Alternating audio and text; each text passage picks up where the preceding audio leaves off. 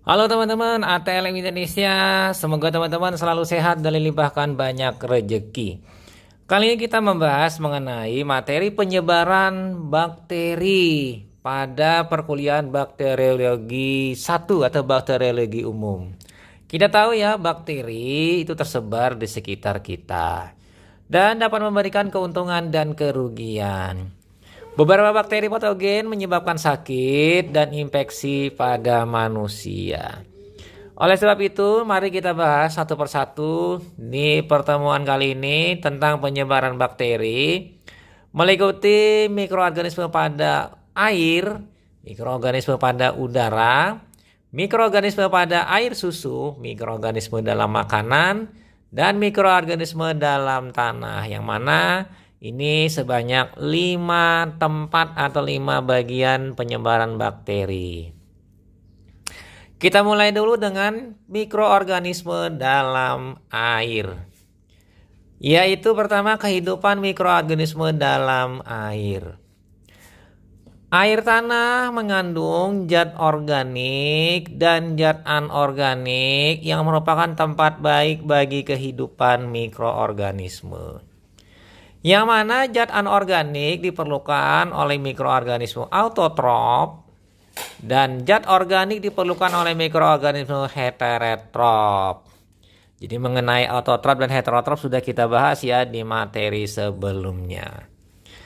Temperatur kurang lebih 30 derajat Celcius itu baik sekali bagi kehidupan bakteri patogen berasal dari hewan maupun manusia. Jadi temperatur memberikan efek pengaruh juga terhadap kehidupan dari bakteri.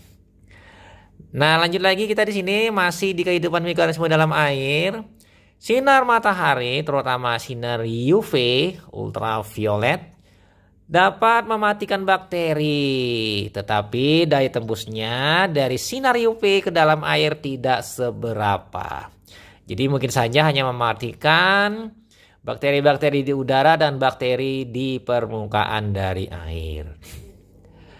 Sementara air sumur itu tergantung pada lingkungannya. Jadi misalnya air sumur di pegunungan, air sumur di dataran tengah, dataran rendah, atau di dataran yang dekat dengan lahan gambut. Itu akan berbeda ya.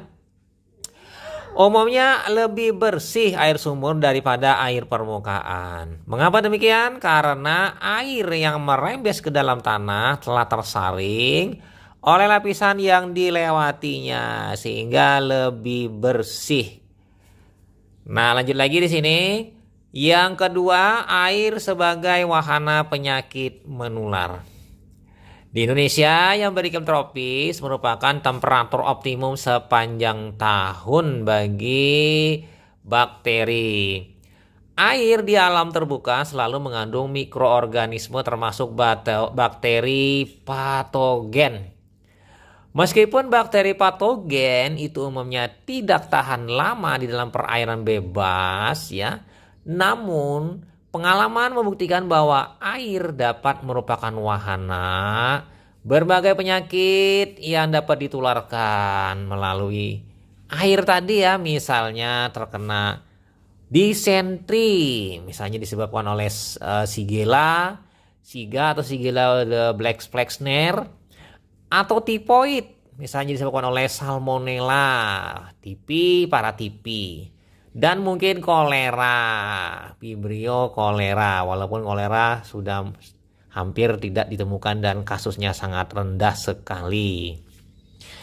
Nah, lanjut lagi di sini masih di air sebagai wahana penyakit menular.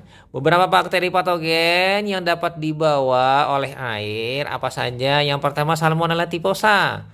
Ini penyakit tifoid.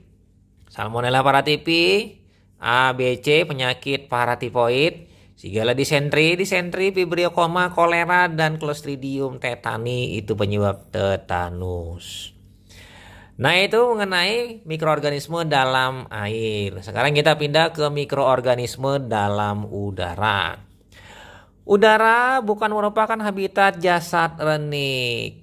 Bakteri di udara sebagai kontaminan tersebar di udara melalui butir-butir debu, residu tetesan air ludah kering ya, droplet, dan lain-lainnya yang menyebar di udara sementara dia sebelum mendarat atau berada di permukaan suatu benda.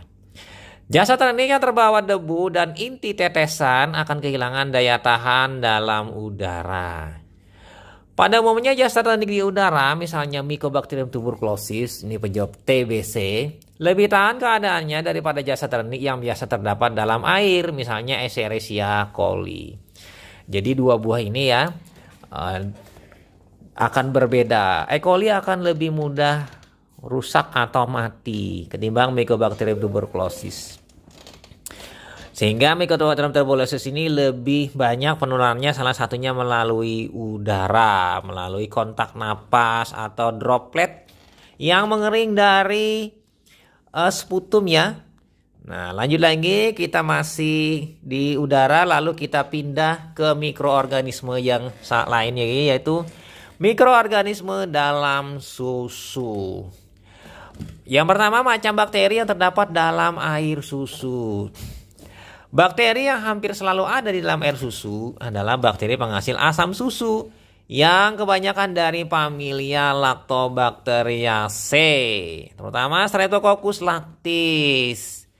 Terdapat dalam jumlah besar pada suhu 37-50 derajat Celcius yang dapat menguraikan laktosa menjadi asam susu.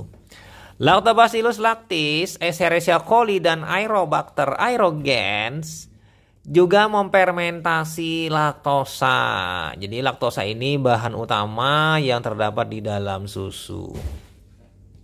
Bakteri juga menghasilkan CO2, H, dan asam organik yang mengganggu mutu air susu, sehingga air susu akan mengalami penurunan mutu akibat produk-produk yang dihasilkan akibat penguraian dari zat-zat yang ada di dalam susu. Nah, kita pindah bakteri yang di dalam susu, yaitu jenisnya saprobakteri. Adanya bakteri yang menguraikan protein dapat menyebabkan busuknya air susu. Misalnya Proteus, Bacillus, Clostridium, Sarcina, yang mana pertumbuhan spesies-spesies tersebut dihambat asam susu yang dihasilkan karena kegiatan bakteri lain. Jadi bakteri lain mampu menghambat bakteri-bakteri yang dapat merusak susu, namun dengan produk-produk berupa asam susu ini dihasilkan oleh bakteri penghasil susu tadi, seperti si laktis tadi ya. Nah, kira-kira kemudian lanjut lagi kita masuk ke bakteri patogen. Nah, ini yang berbahaya bagi kita. Air susu yang kemasukan bibit penyakit menular merupakan sumber epidemi yang perlu pengawasan kesehatan lembu dan kesehatan pekerjanya. Nah, bakteri patogen yang ada di antaranya yang menyebabkan penyakit pada manusia yaitu Mycobacterium tuberculosis tipe bovin atau human. Nah, ini tipe bovin ini berarti tipe dari ternak kerbau atau sapi. Brucella abortus, Brucella melitensis, Salmonella typhosa, dan Staphylococcus aureus. Ini mungkin saja akan ditemukan pada bakteri-bakteri di sekitar kandang atau pada ternaknya atau pada pekerja pemerannya atau pada produk susunya. Sehingga ini akan berbahaya bagi tubuh bila terabsorpsi termasuk dan termakan dari bakteri ini. Nah, kemudian masih lagi kita di bakteri patogen. Di sini pentingnya ya, penularan penyakit tersebut dapat dicegah dengan melakukan pasteurisasi. Pasteurisasi teknik sterilisasi ya yang paling efisien, cepat, dan tidak merusak pada produk susu. Jadi ini pasteurisasinya yang cermat dan jangan minum air susu yang masih mentah. Jadi air susu harus dilakukan proses pemanasan dulu ya. Istilahnya direbus supaya bakteri-bakteri yang ada dalam usus ini bisa mati. Nah, kemudian usaha pemerintah untuk mengamankan air susu adalah mengadakan pengawasan terhadap kebersihan kandang, kebersihan lembu, cara-cara memerah dan menjual air susu. termasuk kesehatan dari petugas yang memerah susu. Nah, selesai kita di masalah bakteri dalam susu, kita pindah ke mikroorganisme dalam makanan di sini.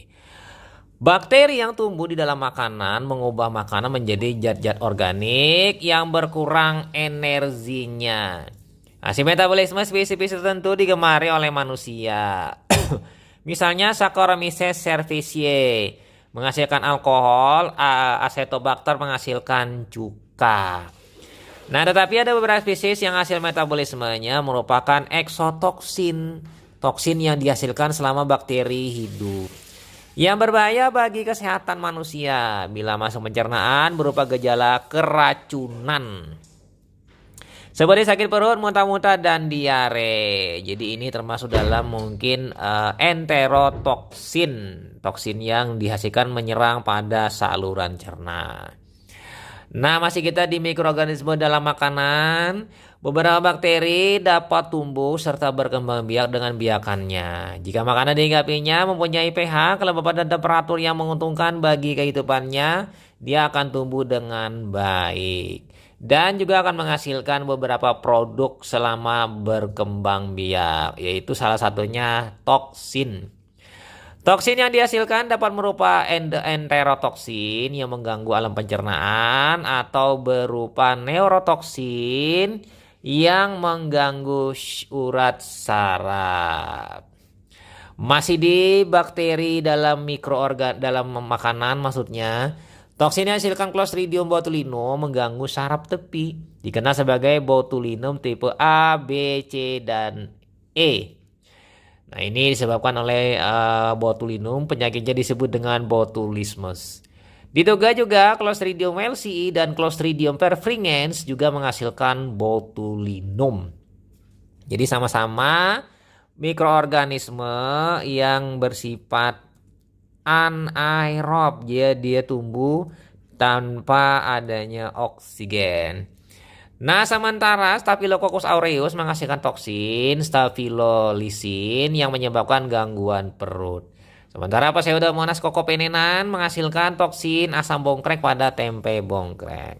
Jadi ini keracunan pada tempe bongkrek disebabkan oleh Pseudomonas cocopenenan. Masih di mikroorganisme dalam makanan. Makanan merupakan perantara yang baik bagi menularnya bakteri patogen, misalnya disentri, tifoid, dan kolera, serta dan lain-lainnya. Dapat berjangkit pada seseorang setelah makan makanan yang mengandung bibit bakteri. Adanya vektor seperti lalat, semut, dan serangga lainnya dapat membawa bakteri Shigella dysentery, Salmonella typhosa, dan Vibrio coma, serta bakteri lainnya. Nah, kemudian kita pindah ke mikroorganisme dalam tanah. Komponen-komponen anorganik dan organik pada tanah merupakan substrat atau medium yang baik bagi kehidupan mikroorganisme. Mikroorganisme penghuni tanah merupakan populasi campuran. Misalnya di sini protozoa, adanya amoeba, flagellata, dan ciliata. Bakteri misalnya Clostridium, Rhizobium, dan sebagainya. Algae misalnya algae biru, algae hijau, dan diatom. Mungkin jamur tingkat rendah misalnya jamur lendir berbagai ragi dan Rhizomycetes dan Ascomycetes. Nah, masih kita di mikroorganisme dalam tanah. Pada umumnya mikroorganisme tersebut lebih banyak terdapat atau di dekat permukaan tanah. Makin masuk ke dalam tanah, maka makin berkurang. Bakteri dan jamur hidup sebagai saprofit dan menghancurkan bahan-bahan organik. Umumnya bakteri autotrof dan bakteri saproba merupakan populasi yang besar. Lanjut lagi ya teman-teman di sini sebagai penutup di sini bahwa bakteri parasit kurang dapat bertahan di dalam tanah karena kondisi substrat dan karena kompetisi dengan mikroorganisme lain. Satu golongan bakteri yang khas penghuni tanah dan memberi bau tanah adalah Streptomyces. Nah, itu saja teman-teman mengenai penyebaran bakteri yang kita bahas secara ringkas kali ini. Semoga bermanfaat. Sampai jumpa di video-video selanjutnya. Bye.